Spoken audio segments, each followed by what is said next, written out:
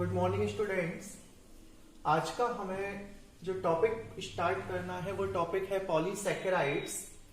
और इससे पहले हम मोनोसैकेराइड्स एंड ओलिगोसैकेराइड्स की स्टडी कर चुके हैं। आज हमें पॉलीसैकेराइड को स्टडी करना है। सो प्लीज देखिएगा बोर्ड पर, व्हाट आर पॉलीसैकेराइड्स। तो मैंने आपको पहले भी बताया हुआ है कि पॉली मीन्स होता है many units and saccharide means है आपका मोनोसैकेराइड या फिर शुगर। तो जब कभी मोनोसैकेराइड्स की काफी सारी यूनिट्स और इस लिंकेज के थ्रू, ये भी आप पढ़ चुके थे कल के लेक्चर में कि वो लिंकेज जो टू मोनोसैकेराइड्स को कनेक्ट करती है उसे कहा जाता है ग्लाइकोसाइडिक लिंकेज।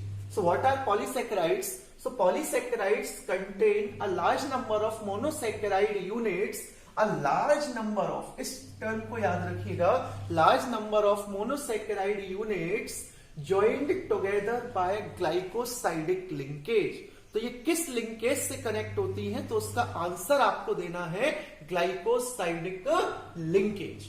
और यहां पर आपको 3 एग्जांपल्स की स्टडी करनी है। सबसे पहला आपका एग्जांपल है स्टार्च। और इस स्टार्च के बारे में आप लोगों ने सुना हुआ है कि आपके मेज, पोटैटो और सीरियल्स, इनमें जो होता है स्टार्च, व्हीट, इनके अंदर स्टार्च प्रेजेंट होता है। So it is the main storage. इस टर्म को याद रखें, storage, because it stores as a food inside a plant body.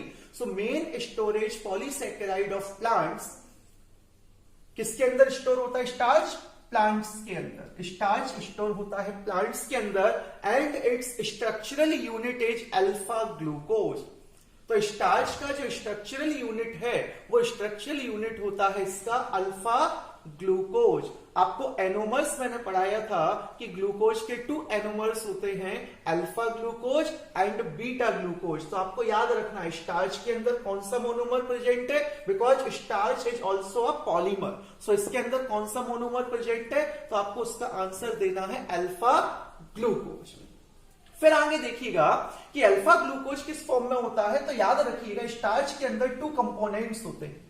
Starch के अंदर 2 कंपोनेंट्स प्रेजेंट होते हैं। पहला जो कंपोनेंट है उसका नाम है amylose. First component is amylose, second component is amylopectin. तो स्टार्च के अंदर अमाइलोज और अमाइलोपेक्टिन की 2 यूनिट्स होती हैं। अमाइलोज का परसेंटेज होता है अप्रॉक्स 15 to 20%। अमाइलोपेक्टिन का परसेंटेज है आपका 80 to 85%।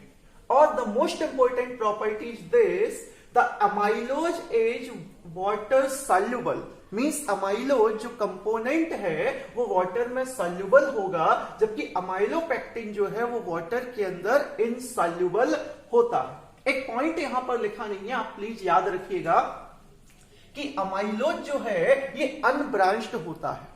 अनब्रांच यानी कि स्ट्रेट स्ट्रक्चर होगी, ब्रांचिंग नहीं होगी इसमें, जबकि अमाइलोपेक्टिन में ब्रांचिंग प्रेजेंट होती है। तो आपको क्या याद रखना है? Starch it is the main storage polysaccharides of plants. It's structural unit is alpha glucose and it consist of 2 main components, amylose and amylopectin. Amylose is water soluble and amylopectin is water insoluble. अमाइलो is unbranched while amylopectin is branched, and the percentage of amylose in starch is approximately 15 to 20%, and the percentage of amylopectin in starch is approximately 80 to 85%.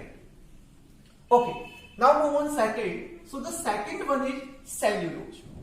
तो ये जो cellulose है, ये cellulose plant kingdom में सबसे ज्यादा present होता है। सेल्यूलोज कहां प्रेजेंट है सबसे ज्यादा? प्लांट किंगडम में। तो आपको देखिएगा यह लिखा हुआ है most abundant organic substance in plant kingdom. और आपने अगर जूनियर क्लासेस में प्लांट सेल को स्टडी किया होगा, एनिमल सेल में डिफरेंस पढ़ा होगा, तो आपने देखा होगा कि प्लांट सेल जो होता है उसके आउटर जो लेयर होती है उस आउटर लेयर को हम सेल वॉल कहते हैं। उस आउटर लेयर को क्या कहते हैं? Cell wall. So the main component of cell wall is cellulose.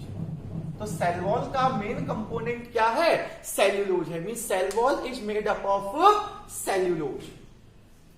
It is a straight chain polysaccharide. अब आप जानते हैं कि ये पॉलीसेकेराइड है, पॉली मीन्स मैनी, यानी कि कई सारी यूनिट्स इसमें प्रेजेंट होंगी। तो किसकी यूनिट्स प्रेजेंट हैं, तो आपको याद रखना है बीटा डी ग्लूकोज। और ये डिफरेंस में भी कभी कभी आ जाता है कि right the difference between starch and cellulose, both are polysaccharides. ये तो सिमिलरिटी है, लेकिन डिफरेंस क्या है, तो डिफरेंस याद रखिएगा, starch is the polymer of alpha D glucose while cellulose is the polymer of beta D glucose. And most abundant organic substance in plant kingdom, ये मैं आपको बता चुका हूं। और प्लांट किंगडम में भी किसके अंदर, सेल वॉल के अंदर। सेल वॉल के अंदर क्या प्रेजेंट होता है आपका, तो इसका मेन कंपोनेंट होता है आपका सेल्यूलोज। इसके बाद हमारा जो थर्ड टॉपिक है वो है ग्लाइकोजन। सो ग्लाइकोजन देखिएगा, ग्लाइकोजन ग्लूकोज कुछ सिमिलर है। और ये जो ग्लाइकोजन है, it is also known as animal starch. It is also known as animal starch. तो ग्लाइकोजन को एनिमल स्टार्च, देखिएगा ये स्टार्च है केवल, लेकिन इसको एनिमल स्टार्च कहा जा रहा है। उसका रीजन सुन लीजिएगा कि स्टार्च जो है, it is the main storage polysaccharide of plants and glycogen is the main storage polysaccharide of animals। ये एनिमल्स में स्टोर होता है फूड के फॉर्म में, स्टार्च प्लांट में स्टोर होता है, इसीलिए हमने इसको एनिमल के अंदर स्टोर होने के कारण नाम दिया है एनिमल स्टार्च। और एक और कारण है इसका कि इसकी जो स्ट्रक्चर होती है वो अमाइलोपेक्टिन से मिलती है, अमाइलोपेक्टिन के सिमिलर होती है, इसीलिए भी हमने इसको नाम दिया है एनिमल स्टार्च। तो ये कहां प्रेजेंट होता है, तो याद रखिएगा लिवर, मसल्स एंड ब्रेन, यहां पर ये स्टोर होता है। आप लोग अगर ध्यान से समझें तो आप लोगों ने एक बॉलीवुड मूवी देखी होगी सरबजीत। तो सरबजीत रणदीप हुड्डा जी की जो मूवी थी, उसमें आपने देखा होगा कि सरबजीत का जब उन्होंने रोल प्ले किया था, तो उसमें जब उनकी सिस्टर जो है वो उनके लिए न्याय के लिए लड़ाई लड़ती हैं और जेल में आप उन्हें देखेंगे तो वो बहुत ही कमजोर दिखाई देते हैं, बहुत ही कमजोर दिखाई देते हैं। तो कमजोर क्यों दिखाई दे रहे हैं, उनको खाना नहीं मिल रहा है, पहली बात, ये बात सच है कि खाना नहीं मिलेगा कमजोर हो जाएंगे। लेकिन क्यों, क्योंकि जब किसी भी व्यक्ति को फूड अवेलेबल नहीं होता है तो उस कंडीशन में लिवर के अंदर स्टोर्ड ग्लाइकोजन या मसल्स के अंदर स्टोर्ड ग्लाइकोजन या ब्रेन के अंदर स्टोर्ड ग्लाइकोजन जो होता है वो ब्रेक डाउन होने लगता है किसके अंदर, ग्लूकोज के अंदर। जैसे इस समय हम लोग क्या कर रहे हैं कि जो भी हमारा अनाज है, जो भी फूड मटेरियल है हमारे घरों में जो स्टोर है, नया तो मार्केट से इजीली अवेलेबल नहीं है, तो जो हमें स्टोर्ड फॉर्म है उस स्टोर्ड फॉर्म को ही हम यूटिलाइज कर रहे हैं। तो एक टाइम आएगा वो तब क्या होगा कि जो स्टोरेज फॉर्म था वो भी हमारा यूटिलाइज हो जाएगा। ठीक वैसा ही यहां होता है, अगर किसी व्यक्ति को भोजन ना मिले तो लिवर, मसल्स और ब्रेन के अंदर जो स्टोर्ड ग्लाइकोजन है वो धीमे धीमे कन्वर्ट होने लगता है ग्लूकोज में और फिर उसको एनर्जी प्रोवाइड कराता है। और जैसे ही ये कंप्लीटली ब्रेक हो जाता है, इंसान जो है उसका ढांचा बहुत कुछ बदल जाता है, बहुत ही वो वीक दिखाई देने लगता है, कमजोर दिखाई देने लगता है। और एक और बात याद रखिएगा, this glycogen is also present in yeast and fungi। तो ग्लाइकोजन जो है वो यीस्ट और फंजाई में भी प्रेजेंट होता है। ओके, तो ये 3 पॉलीसैकेराइड्स आपके सिलेबस में है और इन तीनों पॉलीसैकेराइड्स को आपको बड़े अच्छे से याद करना है। First one is starch, second one is cellulose and the third one is glycogen.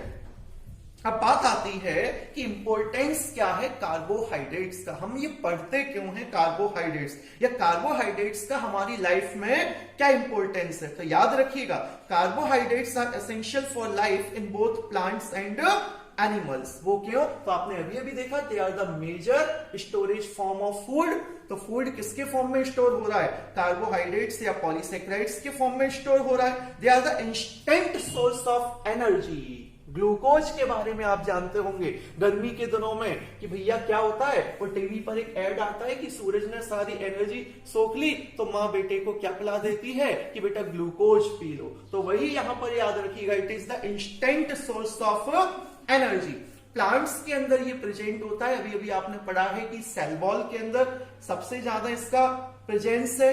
It is also present in bacteria and it is utilised to build furniture, to form wood, cloth, cotton fibres, etc.